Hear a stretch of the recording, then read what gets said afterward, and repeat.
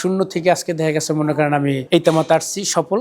একটা সময় আমি একজনের কারিগর ছিলাম, এখন আলহামদুলিল্লাহ আমার আন্ডারে দেখা গেছে আপনার 15-16 জন স্টাফ আছে কাজ করে। কারখানা করতে তো ফ্যাক্টরিতে দিনের পর দিন অনেক সময় দীর্ঘদিন ফ্যাক্টরি কারখানায় ঘুমাইছি, কাজ করতে পারি নাই, কাজ শেষ হয় নাই, অত নাই এখানে দেখা গেছে ছিলাম। বিভিন্ন দেখা গেছে অনেক সময় ঠিকভাবে খাওয়া দাওয়া হয় নাই। একটা মানুষ যদি দেখা গেছে সে যদি চেষ্টা করে এবং তার যদি সৎ চেষ্টা এবং সৎ সাহস থাকে কিছু করা সম্ভব। সেটা আমাকে দিয়া আমি বুঝতে পারছি। সকল ধরনের খাঁচা আমাদের আইটেমের তো শেষ নাই, দেখা গেছে মনে করেন শত আইটেম বলতে দেখা যাচ্ছে যে যেভাবে চায় তার আলাদা ভাবে তার পছন্দ অনুযায়ী কাস্টমাইজ করে যে যেভাবে চায় সেভাবে নিতে পারে। বেসিক্যালি আমরা হচ্ছে ম্যাক্সিমাম তৈরি করে লেয়ার মুরগির খাঁচা, এর পাশাপাশি তাদের আপনার কোয়েল পাখির খাঁচা, তাদের বিভিন্ন ধরনের পাখি পালবেন, ওই অনুযায়ী আপনার পছন্দটা আমাদের কাছে প্রকাশ করলে এবং কিভাবে চাচ্ছেন আপনারা কোন ধরনের চাচ্ছেন ওই অনুযায়ী আপনাদের চাহিদা মোতাবেক আপনাদের পছন্দ করে যেভাবে চাবেন ওইভাবে ইনশাল্লাহ আমরা কাস্টমাইজ করে আপনার যে কোনো ধরনের যে কোনো চাই। এই জন্য আমাদের কোনো আইটেমের শেষ নাই, আমাদের ডিজাইনের কোনো শেষ নাই। এটা হচ্ছে হলো অন্য ধরেন পাখির খাঁচা কিংবা দেখা গেছে আপনার ব্রয়লারের শেড কন, লেয়ারের শেড কন, যার যে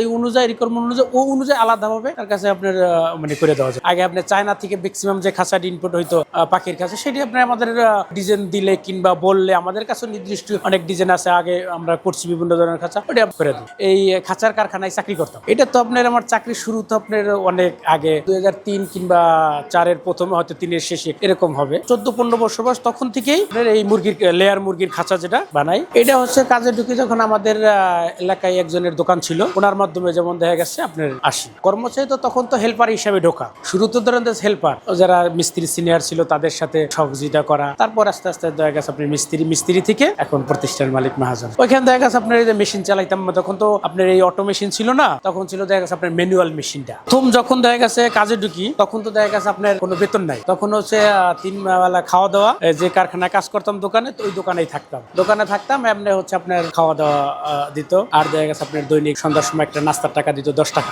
তখন অনেক আগের কথা না এটা, তখন দেখা গেছে মনে করেন 10 টাকা নাস্তা দিত। তখন তো খাঁচা এবং দেখা গেছে আপনার ওয়েল্ডিং এর যে খাঁচার যে স্টান, এই রিলেটেডই যে এই কারখানায় যে কাজ হইতো সব ধরনের কাজই তো করা হইতো। ওই হেল্পার থেকে তো দেখা গেছে মিস্ত্রির সাথে থাকতে তো দেখা গেছে আপনার আস্তে আস্তে কাজ শেখা হয়ে যায়। যে আমাদের সিনিয়র যে ছিল তখন তাদের মাধ্যমে সে কাজ দেখাইতো, এটা করলে এইভাবে হবে, এটা করলে এইভাবে সুন্দর হবে, ওই বই করতে দেখলে যেমন দেখা গেছে মিস্ত্রি হওয়া। তখন মাথা ছিল যে আপনার দেখা গেছে আর চাকরি করবো না, হয়তো নিজে কিছু করার ইচ্ছা ছিল। দুজনের সাথে হচ্ছে আপনার পার্টনারশিপ অনুযায়ী ছিল।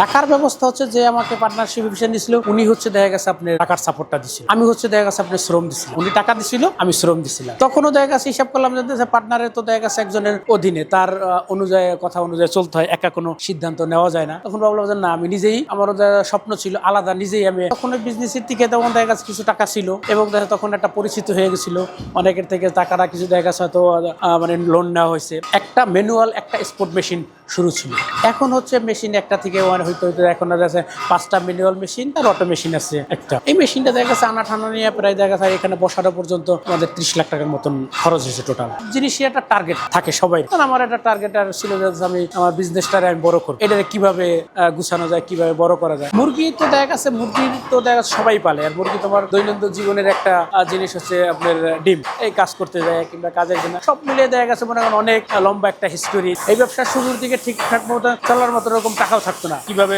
চলবো, কিভাবে কারখানা চালাবো, কিভাবে স্টাফের বেতন দিব, কিভাবে কাজ দিব, এইসব ওইভাবে দেখা যাচ্ছে টাকা পয়সা অনেক ওই সময় কষ্ট হইতো। দেখা যাচ্ছে যতটুকু আমাদের খরচ অনুযায়ী তখন ওই মানে আয়টা হইতেছে না, তো দেখা যাচ্ছে খাইছি কিংবা না খাইছি, কিন্তু যারা আমার অধীনে ছিল তাদের বেতনটা সঠিকভাবে দেওয়ার চেষ্টা করছি এবং এখনো দিয়ে যাইতেছি। 20 থেকে 21 বছর যাবত এখানে কাজ করে। এখানে একটা জিনিস হয়তো আমি বুঝতে পারছি, এখন আমার দেখা গেছে ওইখানে ছোট 2টা আছে আর এখানে একটা 3টা মোট, একটা কোম্পানির নেট, এটা হচ্ছে একটা হ্যাসারির, এটা হচ্ছে দেখা গেছে মনে করেন আপনার 70,000 পিস একটা হ্যাসারির নেট চলতেছে। এটা দৈনিক দেখা যাইতেছে ঠিক নাই, প্রোডাকশন অনুযায়ী 800-র মতন 700 এরকম হয়তো পিসের মতন বের হয়। ছোট মাল তো এই কারণে এই মালটা একটু বেশি বের হয়, মানে সব বড় মাল আরো কম বের হয়।